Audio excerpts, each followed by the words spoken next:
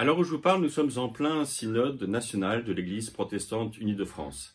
C'est aussi l'occasion d'ailleurs de fêter ces 10 ans, puisque effectivement en 2013, luthériens et réformés ont ensemble formé cette nouvelle Église, l'Église protestante unie de France.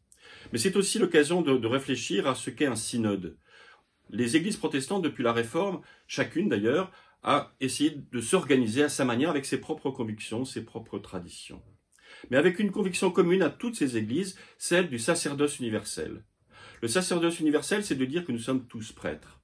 Le prêtre, c'est souvent la figure de l'intermédiaire entre l'être humain et Dieu.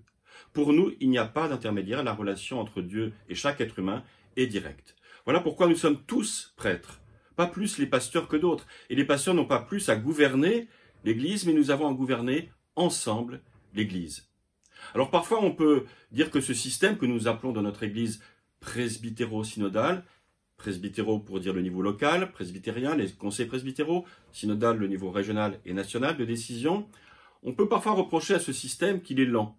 Et c'est vrai que lorsque les médias nous posent la question de savoir ce que nous pensons de tel ou tel sujet, eh bien on leur répond qu'il faut parfois plusieurs années, en tout cas au moins une année, pour leur répondre à cette question.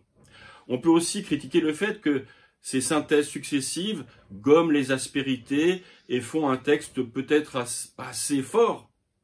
Mais quand même, aujourd'hui, dans une société, dans une démocratie française qui tâtonne, qui se cherche, qui justement essaie de rétablir la participation de tous aux décisions, en tout cas de se sentir reconnu dans son avis.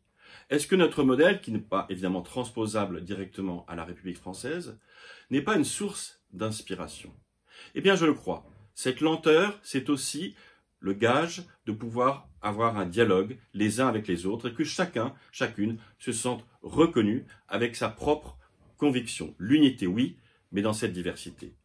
Vous pouvez retrouver cela et toutes les autres informations sur réforme.net.